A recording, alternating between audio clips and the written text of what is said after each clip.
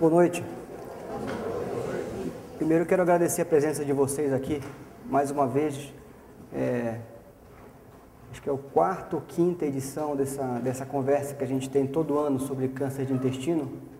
Como acho que a maioria de vocês sabe, o hospital promove a cada mês ações em torno de um tipo de doença, de tumor muito frequente e que tem impacto maior sobre a saúde pública.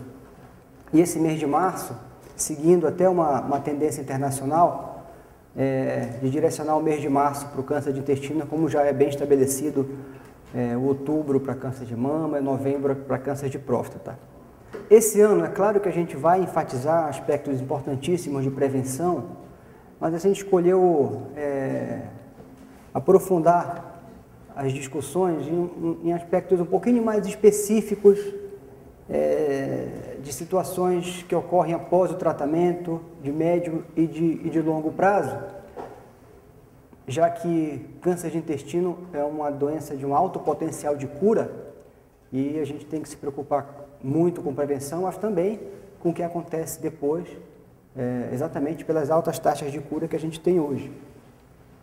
Então, esse é o grupo do Hospital de Cirurgiões que trata de câncer de intestino, um departamento específico só para câncer de intestino.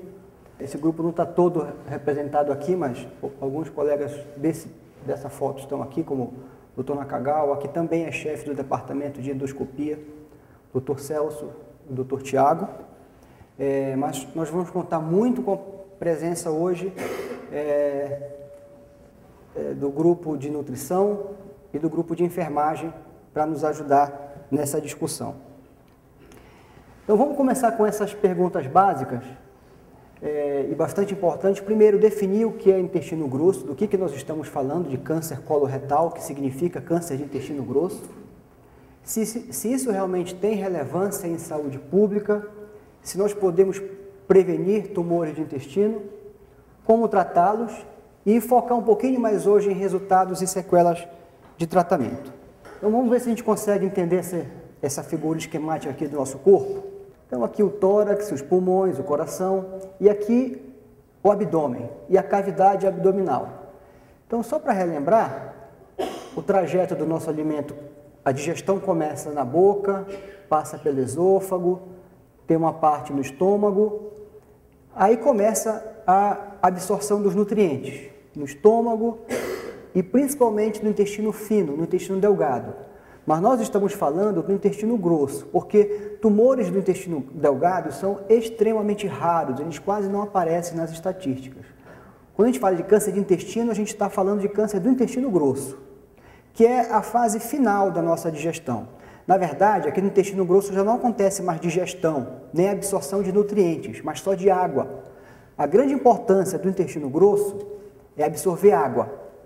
É a parte final, né? Depois que proteínas, gorduras, açúcares, carboidratos já foram reabsorvidas antes, e as vitaminas também, no final é a água que é reabsorvida, né?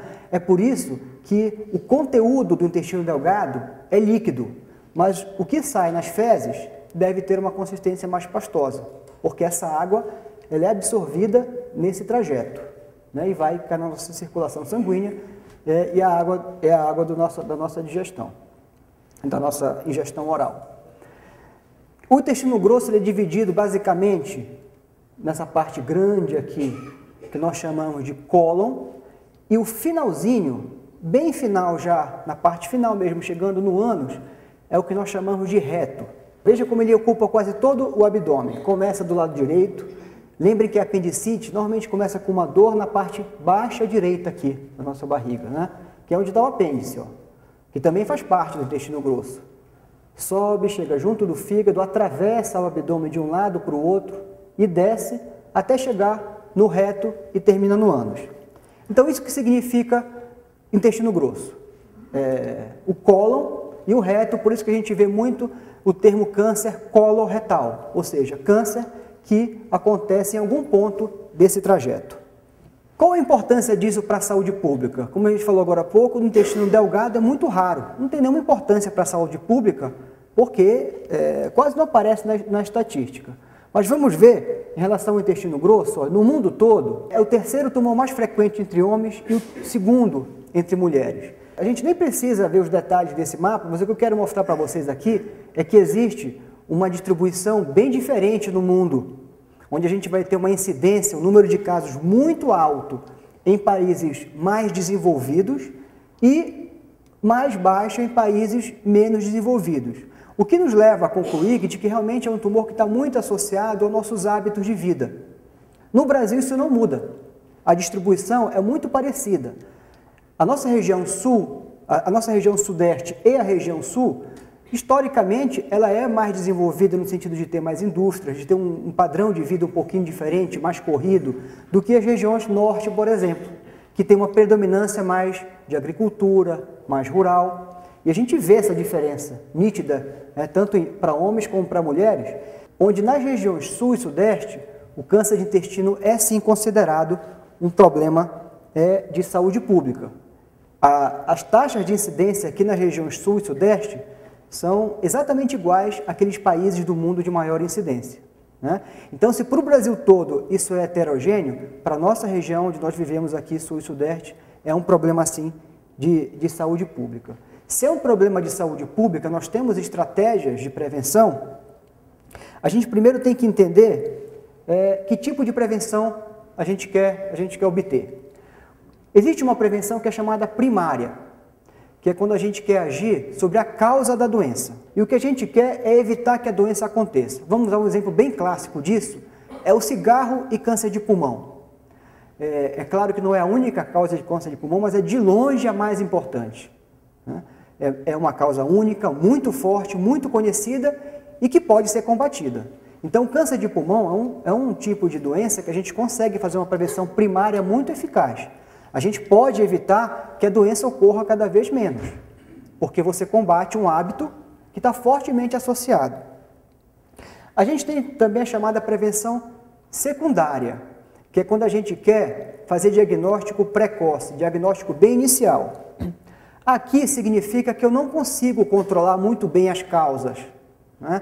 Isso se aplica para doenças e tumores que têm muitas causas diferentes, como é o caso do câncer coloretal. A gente tem bastante dificuldade em fazer prevenção primária, embora existam recomendações para isso, mas como são muitas causas diferentes, a gente tem muita dificuldade em controlar todas ao mesmo tempo.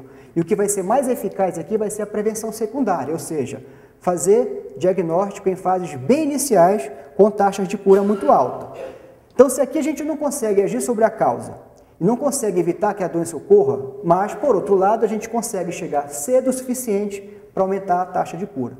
Então, são duas estratégias diferentes de prevenção, as duas se aplicam para câncer de intestino, só que a prevenção secundária ela acaba sendo mais eficaz. Na prevenção primária, como a gente comentou agora há pouco, a gente vai ter que agir sobre os fatores de risco, os fatores associados à causa da doença. E vejam que são muitos, ó. A idade é uma doença mais associada a idades mais avançadas, o padrão da dieta é muito importante, o controle de peso, né, que nada mais é do que um balanço entre o que você ingere e o que você gasta. É por isso que a gente fala aqui que não é só a dieta, a atividade física regular tem um impacto muito grande, porque você vai ter um desbalanço de peso à medida que você tem também um desbalanço entre o que você ingere e o que você gasta. Então, se o controle da dieta é importante, também o nosso gasto de energia através de atividade física regular influencia muito na causa do câncer de intestino. Também está associado álcool e fumo. Então, se você conseguir agir sobre esses fatores, você até consegue, em larga escala, ter algum impacto na incidência de casos novos. Mas vejam que não é tão fácil assim, né? Quando você fala em grandes populações, e você atuar na dieta, atuar em atividade física, controlar bebida alcoólica, controlar tabagismo, sempre tem alguma coisa que escapa nesse controle todo. É por isso que é tão difícil a gente controlar câncer de intestino como consegue, por exemplo, para câncer de pulmão. A dieta, a gente tem várias nutricionistas aqui que podem falar melhor sobre isso depois, mas basicamente, o que a gente recomenda para a dieta? Uma dieta bastante rica em frutas e verduras, consumo moderado de carne vermelha e muitíssimo moderado dos embutidos. né? Depois a gente entra em mais detalhes do que significa embutidos. Em geral, são aqueles alimentos que usam algum método para conservação, quer seja em salmoura, quer seja enlatado, é isso que a gente chama de embutido. Todos esses fatores já foram associados, sim, a câncer de intestino, né? Não é mais surpresa nem errado dizer que uma dieta muito rica em carne vermelha e embutidos aumenta o risco, né? Por outro lado, se a gente disser, não, então se eu virar vegetariano eu reduzo o meu risco a zero? Não consigo reduzir a zero, porque tem outros fatores que também influenciam. Fatores ambientais, fatores comportamentais. E ainda tem os fatores que a gente não consegue controlar, que é, por exemplo, a sua carga genética hereditária, que influencia em câncer de intestino, e algumas doenças muito raras do intestino, chamadas doenças inflamatórias, mas que são bem mais raras. Então, quando a gente fala de prevenção primária de câncer de intestino, vejam que são muitas coisas para serem controladas, mas existem sim recomendações para você agir sobre tudo isso e diminuir o seu risco. A gente também fala sobre prevenção primária, né? Quando a gente usa alguns métodos para detectar pequenas lesões que não são tumores ainda, mas que podem se tornar tumores um dia. É claro que a gente já está entrando aqui no campo da prevenção secundária, que são exames para você tentar detectar precocemente os tumores, que são chamados de exames de rastreamento. Vejam, atenção para lembrar que esse conceito de prevenção de rastreamento, ele se aplica para pessoas que não têm sintomas nenhum. Porque quando alguém começa a ter sintomas, isso não é mais prevenção, né? Você tem que ir atrás do diagnóstico de por que você tem aquele sintoma. Que sintoma é que a gente está falando? Mudanças do ritmo do intestino. O meu intestino era super regular e passei a ficar com o intestino preso, né? De algumas semanas, poucos meses para cá, era super regular a vida inteira e mudou. Fica preso, às vezes solta. Essas mudanças de padrão têm que ser investigadas. Presença de sangue nas fezes, por exemplo, visíveis a olho nu, não é normal. Embora não seja normal, a maioria das vezes são doenças benignas, fissuras anais, hemorroidas, mas devem ser investigadas, tá? Então, na presença de sintomas, procure um médico. Não é mais prevenção, é investigação de sintoma. Quando a gente fala em rastreamento, significa você ir atrás de uma população sem queixa nenhuma, que está saudável, sem nenhum sintoma, e fazer exames no sentido de detectar uma doença que ainda nem deu sintoma. Esse é o objetivo da prevenção.